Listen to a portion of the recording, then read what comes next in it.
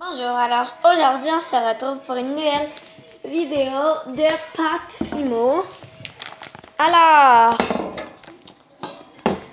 c'est plutôt de la pâte qui sèche à l'air, comment dire. Moi j'ai pris elle comme ça, la Junior Frosby. Non, des Junior F. Ça s'achète chez Walmart. Le Walmart qui a un McDo, un Ardennes et un Morgan, en tout cas, que ça. Et puis, aujourd'hui, je vais faire un Père Noël. Alors, j'ai commencé par déballer le noir. Et je vais couper un petit carré, vu que je vais faire le pantalon du Père Noël. Je vais faire un petit truc de Noël. Alors voilà, j'ai coupé un carré. Et je vais le mettre en boule. Alors, ce sera pas bien long. Une fois fait, je vais l'aplatir avec un rouleau que j'ai trouvé dans les jouets de mon petit frère. Pour faire le pantalon. Voilà, une fois aplati, ça donne ça. Alors, je vais faire la forme d'un pantalon à l'aide d'un couteau. Je commence par faire une ligne. 2 sur les côtés, ça ressemble à ça environ. Dans le fond, commencez par faire un rectangle. Après, venez faire une ligne au centre. Et 2 sur les côtés pour faire le trou des pantalons. Là, ça donne ça. Alors, on va venir arrondir les bords à l'aide de notre couteau. Après, à l'aide de mon rouleau, j'aplatis mes pantalons.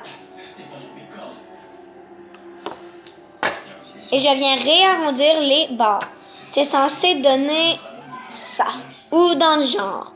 Alors, je viens arrondir les bords et couper pour que les pantalons soient égaux. Ça donne ça. Alors après, on va venir faire la fourrure avec le blanc. Alors, j'ai pris un petit peu de pâte.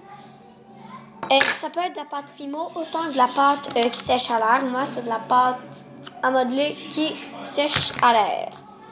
Alors, voilà. Maintenant, je vais faire encore une fois une boule et l'aplatir. Une fois avoir fait une boule, on l'aplatit. Voilà.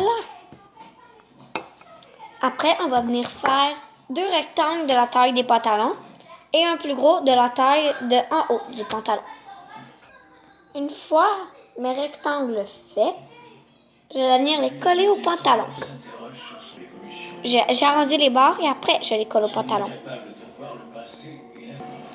Et après, tu peux venir faire, à l'aide des pointes d'un couteau à beurre, des petits trous pour faire comme de la fourrure.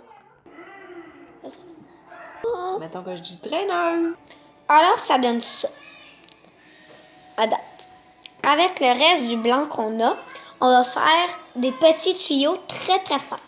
Alors, pour faire ce tuyau, on va encore une fois faire une balle, aplatir notre pâte. Comme ça. Et après, on va venir faire 5 petites lignes qu'on va transformer en boudin. Une fois un boudin fait, on va venir le coller contre pour faire des bordures au pantalon. Ce qui serait censé donner ça. Je sais, c'est pas très beau, mais j'ai totalement oublié à cause que j'aurais dû le faire rouge. Alors, vous, si c'est ça qui vous est arrivé, remettez du rouge dans le noir.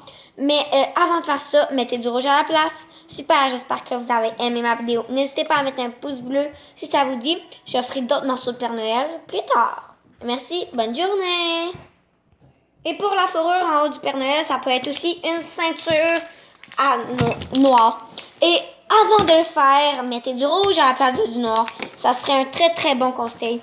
Ou les couleurs que j'ai mis, vous pouvez totalement les changer. J'espère que cette vidéo vous aura plu. N'hésitez pas à mettre un pouce bleu comme je dis.